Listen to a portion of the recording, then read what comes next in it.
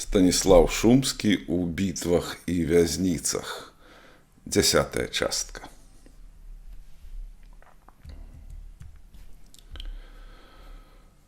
Шумскі з партыяй ваеннапалонных працягвае сваё падарожжа ў глыб Расіі.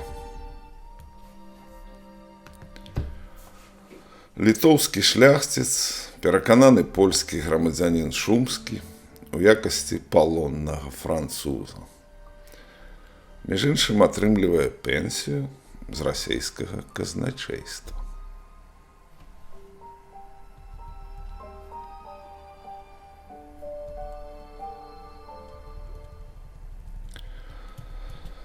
Тры дні мы адпачывалі ў Коўне, чакаючы пенсіяў, і мы загулялі.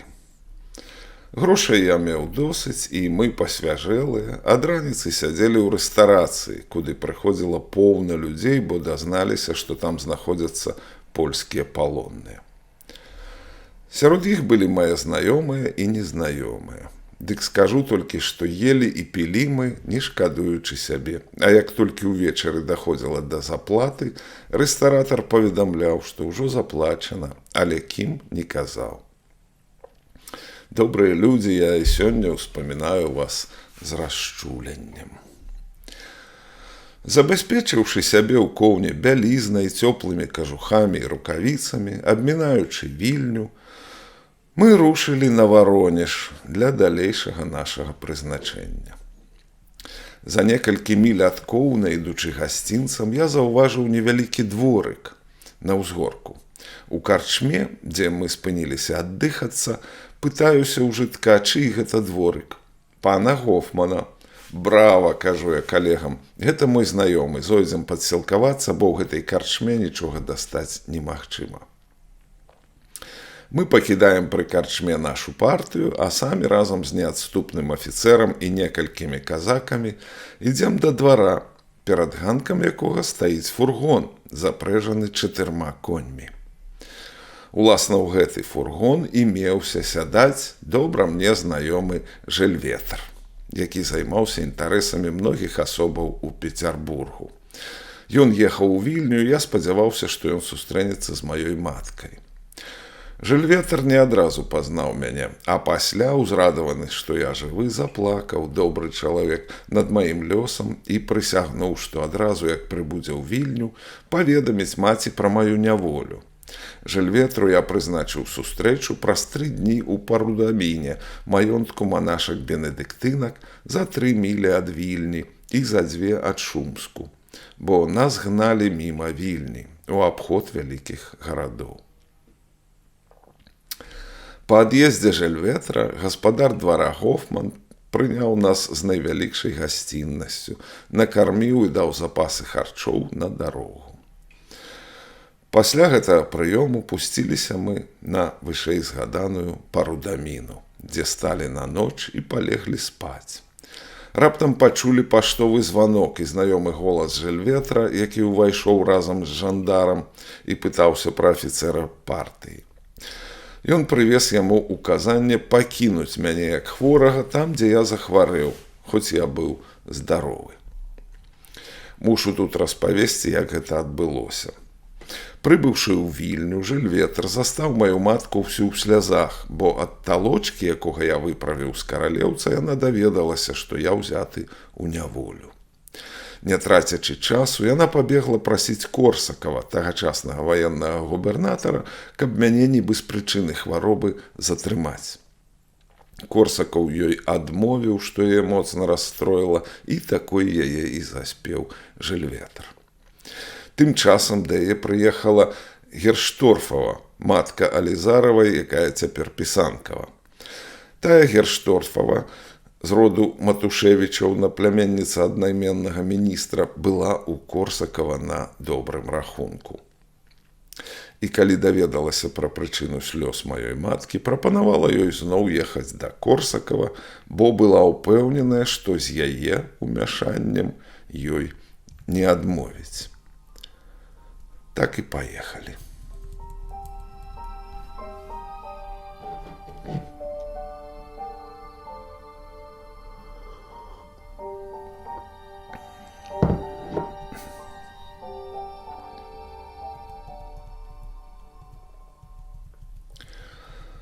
Доўга таргаваўся Корсакаў, але змякчаны наляганнем Гершторфавай, да якой меў вялікую слабасць, паслаў Бабятынскага, тагачаснага толькі дырэктара канцылярыі, а пазней гарадзенскага губернатара і сенатара.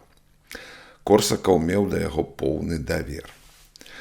Тым часам Жильветр, добры знаёмы Бабятынскага, ведаючы, што той не пагарджае бумажкамі, сунуў яму ў руку сотку і распавёў, у чым справа. Корсакаў спытаўся ў Бабятынскага, якім чынам гэта можна зрабіць, а той адказаў, што ў правідлах для ваенных губернатарах сказана, што калі б ваенны прызнаў, што з прычыны хваробы ці якой іншай важнай прычыны трэба кагосьці з палонных затрымаць, гэта можна зрабіць з тым, каб яго найсуворайшым чынам пільнаваць, а паколькі мяне выдалі за хворага, Бабятынскі раіў даць загад.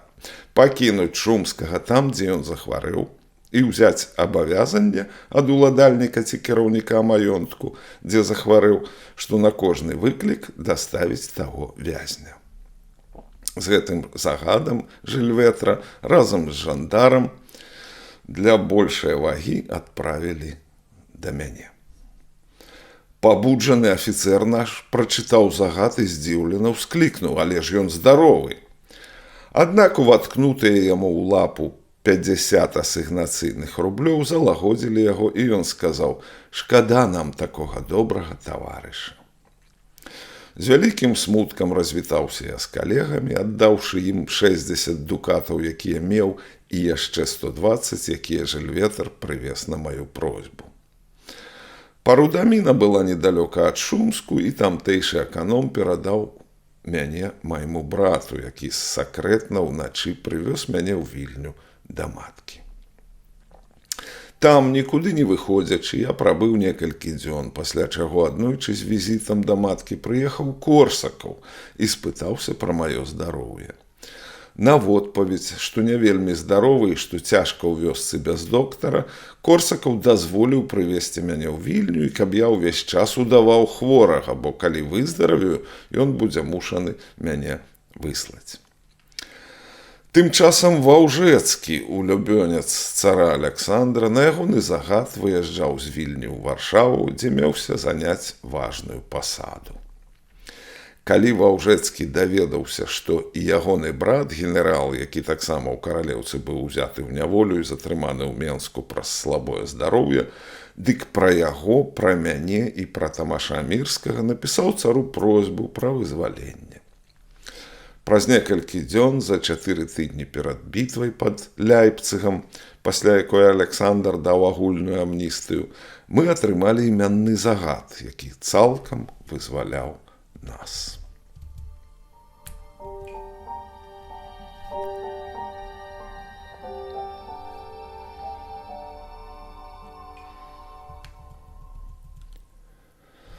Якое хітраспляценне сувязяў, знаёмстваў і шматхадовак. Прычым удзельнічаюць у гэтым усе, хто яшчэ нядаўна удзельнічалі ў вайне з супрацьлеглых бакоў. Неўзабаве яны зноў апынуцца па розныя бакі барыкадаў, а пакуль сваяцтва, знаёмства і пратэкцыя перамагаюць усё. Нешта падобнае было ў познія савецкія часы, калі праз сувязі можна было вырашыць любое пытанне. Калі перакананыя антыкамуністы ўступалі ў кампартыю, бо інакш зрабіць кар'еру было немагчыма. Ды і слова ворагі тады да суграмадзян не ўжывалі, яно быццам прызабылася са сталінскіх часоў. А вось цяпер у афіцыйным тэлевізары яно загучала зноў. І кудысьці знікла тая сістэма вырашэння любых пытанняў праз сувязі. Грамадства ізноў падзялілася на сваіх і чужых. Гэта сёння, але вернемся да Шумскага.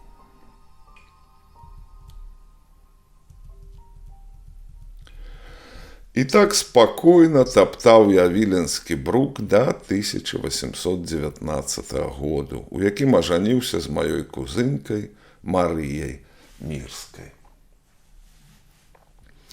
Яна была фрэйлінай, а таму без дазволу цара замуж ісці не магла. Такая, прынамсі, была форма. Дазвол атрымалі і 13 красавіка ўзялі шлюб. Праз 3 месяцы цар Аляксандр праязджаў праз Вільню і на балі, дадзеным для яго, танчыў з маёй жонкай, якую ведаў даўно, і спытаў, дзе муж і ці ён на балі. А на станоўчы адказ пажадаў, каб яна мяне яму прадставіла, што яна і зрабіла. Заўважыўшы мой крыж ганаровага легіёну, які я не здымаў нават перад царом, хоць многія здымалі, цар спытаў: «Ах, напэўна, ты быў у кампаніі 1812 году». «Уі, сір», адказаў я, а ён, усміхнуўшыся, па-французску сказаў: «А, дык гэта ты Маскву спаліў?» «Так, найяснейшы пане», таксама смеючыся, адказаў я. Назаўтра цар выехаў з Вільні, а праз некалькі дзён мяне і маршалка Мастоўскага прызначылі камер-юнкерамі.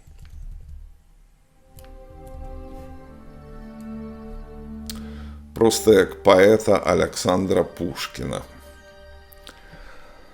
Усё ж не магу не падзівіцца гэтым адносінам. Расійскі цар на балі абменьваецца жартамі з падданым сваёй краіны, але прытым нядаўнім афіцэрам французскай арміі, якая захапіла Маскву. Калі працягнуць аналогію з познім савецкім часам, можна прыгадаць Машэрава, які абменьваецца жартам з Караткевічам, што зусім неверагодна ў сённяшняй Беларусі. Трэба таксама адчуць тую атмасферу пасля паразы 812 году, калі шляхце ВКЛ так і не ўдалося адрадзіць незалежнасць сваёй краіны і давялося ўцягвацца ў мірнае жыццё пад чужой уладай.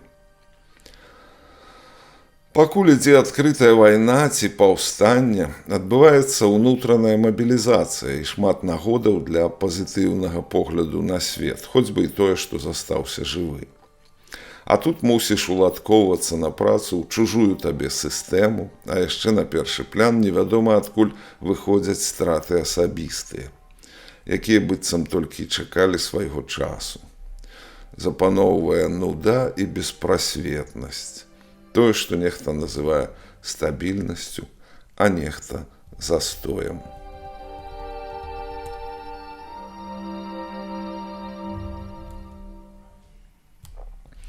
Нядоўга потым я жыў з жонкай, бо ў 1821 годзе, праз 10 дзён пасля нараджэння маёй дарагой дачкі, яна перанеслася ў вечнасць пры невыказным жалі ўсіх, хто яе ведаў.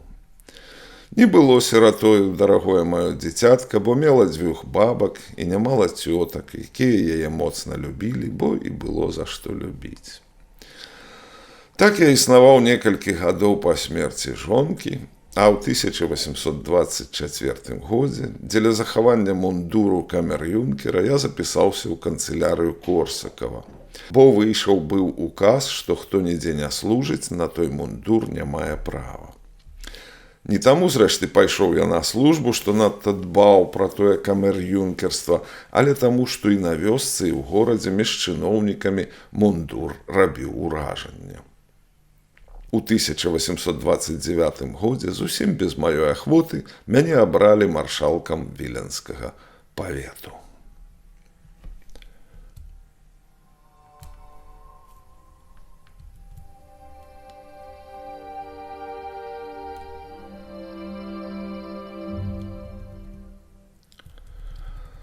Год 1830, год памятнага паўстання ў Варшаве, застаў мяне ў прыкрым цэнтры ўвагі, бо горскі губернскі маршалак быў адкамандаваны на жмуць для набору рэкрутаў і не мог ні туды патрапіць, ні вярнуцца ў Вільню з прычыны паўстанняў, якія шырыліся па паветах, і таму зваліў на мяне ўвесь цяжар і гонар губернскага маршалкоўства. На той час вельмі працаёмкага. У кожным разе я, не хвалячыся, годна займаў гэтую пасаду ў такіх цяжкіх, асабліва для мяне, акалічнасцях. Бо, будучы заўсёды добрым палякам, а простое ворагам маскалёў, я меў сакрэтныя дачыненні з паўстаннем, а перад маскалямі граў ролю вернага падданага цара. І так патрапіў задурыць Храпавіцкага, тагачаснага ваеннага губернатара ў Вільні, што ён не меў ад мяне сакрэтаў, давяраючы мне часта нават неспрыяльныя для іх паведамленні з бітваў, якія нашым войскам прайгравалі.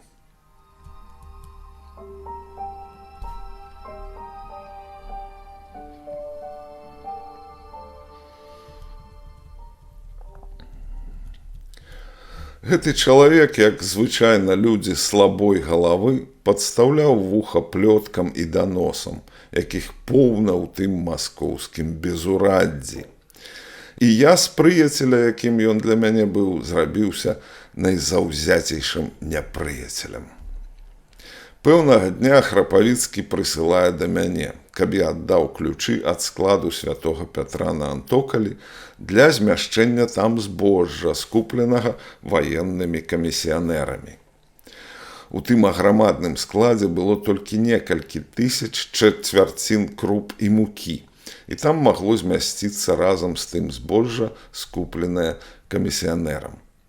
Трэба ведаць, што мільёны чацвярцін мукі, круп, сухароў і аўса, прызначанага для грамадзян урадам, былі прывезеныя ў Вільню ў распараджэнне губернскага маршалка, які за цэласць гэтага меўся адказваць сваім маёнткам. Такая вялізная маса харчоў вымагала вялізных складоў. І вось за пасярэдніцтвам паліцыі пазабіралі і пад маё кіраўніцтва аддалі усе вялізныя збожжа-сховішчы на Шніпішках, у францішканаў, у кармелітаў на Рудніцкай вуліцы і святога Пятра на Антокалі. Не могучы сам дапільнаваць усяго, я зрабіў наступнае распараджэнне. Выбраў з кожнага павету па 2 дэпутаты, якім былі ўручаныя ўліковыя кнігі і ключы ад тых сховішчаў, у якія яны тыя запісы прымалі. Тыя запасы прымалі. Гэтыя кнігі за маім подпісам з маёй канцылярыі выдаваліся штодня. Такім чынам панове дэпутаты нічога на свой рахунак узяць не маглі. Апроч таго, на дэпутатаў абіралі аселых грамадзянаў з адпаведным капіталам, праз што яны дбаць мусілі пра цэласць складоў, бо інакш адказвалі уласным маёнткам. Навошта Храпавіцкі раптоўна запатрабаваў тыя ключы, мне пазней растлумачыў Абрэзкаў. Быў зроблены данос, нібыта я на складзе святога Пятра хаваў некалькі тысяч штук зброі і значныя запасы куляў і пораху. І ўсё гэта паміж мяхамі мукі і круп. Нічога не ведаючы, я на патрабаванне ключоў адказаў, што паколькі ў святым Пятры знаходзяцца ледзьве некалькі дзясяткаў тысяч чацвярцін, я ахвотна адступлю ўвесь склад з тым, каб зараз жа адмералі колькасць таго, што знаходзіцца там, паводле маіх кніг, і каб са мной дэпутатам разлічыліся. Мая адмова яшчэ больш умацавала Храпавіцкага ў думцы, што там мусіць быць зброя. І ён разгневаны сказаў: «Праз паўгадзіны чакаю ключы, а ў праціўным разе знайду для вас месца». Што рабіць, думаю я, з такім маньякам?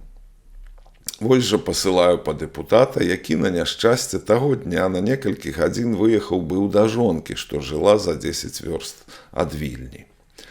Пасылаю таксама да Храпавіцкага з паведамленнем, што дэпутат з'явіцца неўзабаве, праз некалькі гадзін, і ключы будуць адданыя.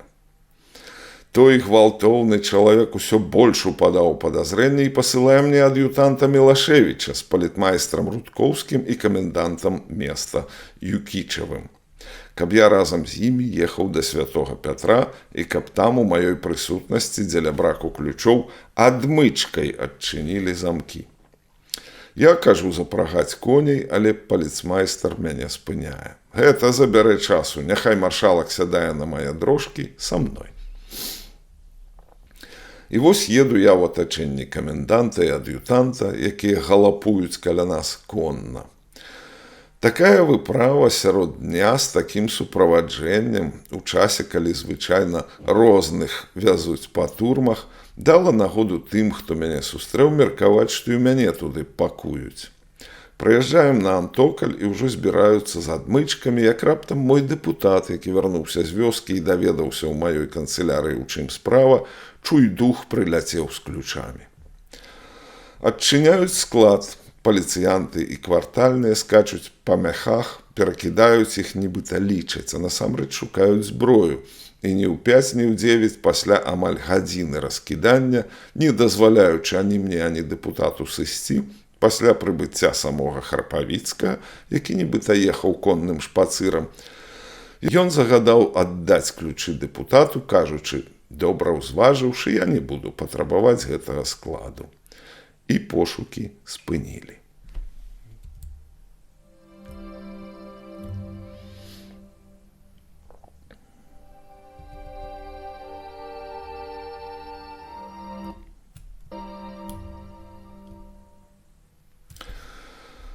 Тым часам паўстанне ўсё больш пашыралася.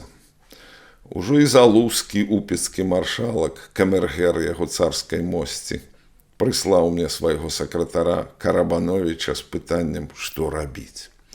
Бо трэба ведаць, што ў нас у Вільні быў камітэт, які кіраваў усімі паўстаннямі, і да якога належалі Антон Гарэцкі, ягоны швагар, Людвік Замбрыцкі, Эдвард Ромер, Грабніцкі, Балінскі, Лявон Рагальскі і я. Гэты наш камітэт камунікаваў напрост з Варшавай. Пачатковы план нашага камітэту быў найпрыгажэйшы, бо залежаў на тым, каб у адзін дзень а пэўнай гадзіне ва ўсіх павятовых гарадах выбухнула паўстанне.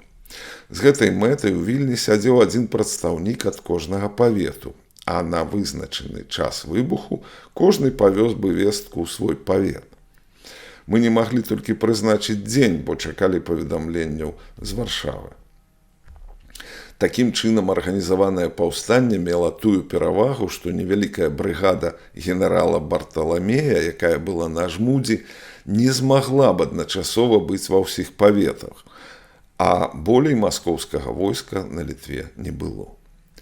Не забывалі мы і пра іншыя польскія правінцыі, завязвалі дачыненні з Гарадзенскай, Менскай, Віцебскай і Магілёўскай губернямі. Менская і Гарадзенская ішлі ў нагу з намі, толькі Віцебская збілася з дарогі, як кажуць. Не праз брак патрыятызму, але праз дрэнныя высновы губернскага маршалка Карніцкага, вельмі годнага зрэшты чалавека і найлепшага паляка. Ён кіраваўся глыбокім розумам, у якім яму адмовіць нельга, і найлепшыя памкненні сваіх сухграмадзян паралізаваў, мяркуючы, што паўстанне не ўдасца і што праз неўмяшанне ні ў ва што ён адбароніць сваіх землякоў ад Сібіры, пераследу і вязніцы.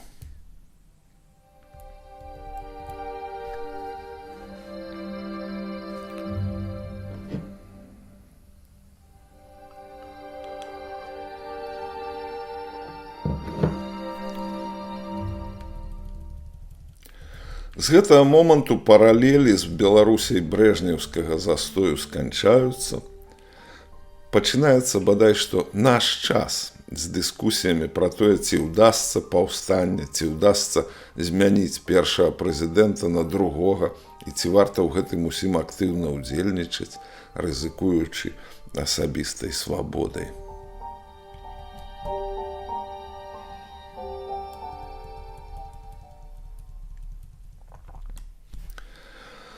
Будучы наўпрост атакаваны віцебскім ваенным губернатарам Хаванскім, каб ні ў ва што не мяшаўся і грамадзян устрымаў, Карніцкі даў слова, што віцебская губерня будзе сядзець ціха.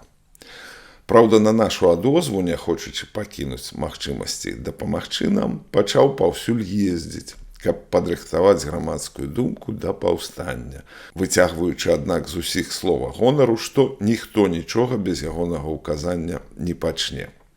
Такім чынам ён добра выглядаў у патрыётаў, якія бачылі ў ім чалавека дзейнага, што спрыяе айчыне, а, не дазваляючы ім паўстання, супакойваў урад. Аднак ён паралізаваў віцебскае паўстанне, якое магло прынесці вялікую карысць, бо за Віцебскай пайшла бы Магілёўская губерня, якая б зноў злучылася з Маларуссю, што толькі чакала закліку на пачатак. Не раз так здаралася, што ў рэвалюцыях не трэба разважаць, бо разважанні ў рэвалюцыях найчасцей хібныя. Ніводзін найглыбейшы палітык сваім найглыбейшым розумам не патрапіць прадбачыць таго, што часцяком наканавана лёсу. Ці прадбачыў, напрыклад, нехта з найглыбейшых дыпламатаў рэвалюцыю ў Францыі, спачатку ліпеньскую, а пазней 1848 году, а за ёй наступныя ў Нямецчыне, Італіі, в Угоршчыне. Яны маглі прадбачыць незадавальненне і жаданне разбураць, але пэўна ніводзін з іх не прадбачыў тых зменаў, якія наступілі, якія да сённяшняга дня пры існаванні Францыі рэспублікі захоўваюцца. Уласна, калі мы са светлай памяці Карніцкім за некалькі месяцаў да яго смерці размаўлялі пра тое літоўскае паўстанне, ён сказаў: «А што ці нядобрае зрабіў? Была бы наша губерня такая нешчаслівая, як ваша, і было б у нас, як у вас, шмат прынесеных у ахвяру асобаў». «Праўда, — сказаў я, — бо справы не ўдаліся. Але, можа быць, і вельмі ўдаліся б, калі б уся Беларусь і вся Маларусь, якая толькі гэтага і чакала, далучыліся да нас і дзейнічалі чынна. Тады б з гэтага незвычайная карысць для супольнай справы магла б атрымацца, таксама няўдачы для Расіі, якія, магчыма, прыспешылі б яе згубу. Ці ж шмат войскаў Расія мела ў нашым краі? Не, бо ўсё было ў Польшчы».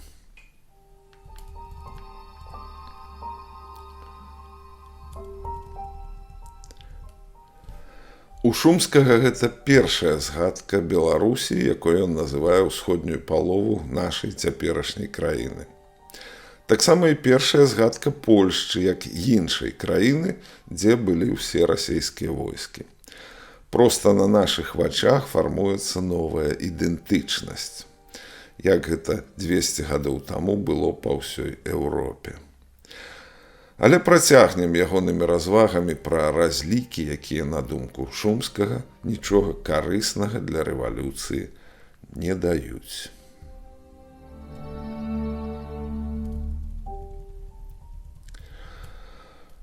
Тыя неспадзяваныя паўстанні і для Польшчы прынеслі б нікім не пралічаныя карысці.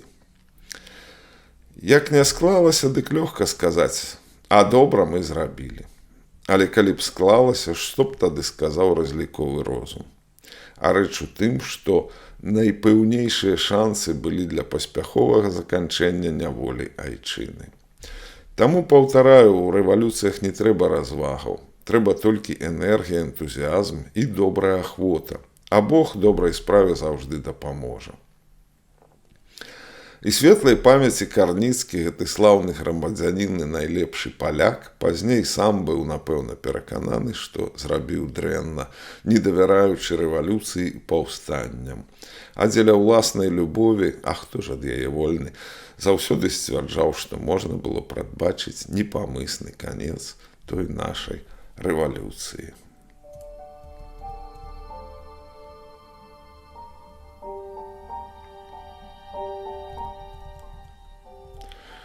Ужо некалькі разоў гэтымі днямі я сустракаю дыскусіі на гэтую тэму ў Фэйсбуку. Ці ёсць план на прэзідэнцкія выбары, ці трэба кідацца на скрут галавы? Гэтым разам Шумскі шырэй разгорне свае развагі ў наступную нядзелю, бо акурат пачнецца паўстанне, якое ў беларускай гісторыі называюць паўстаннем 1831 году.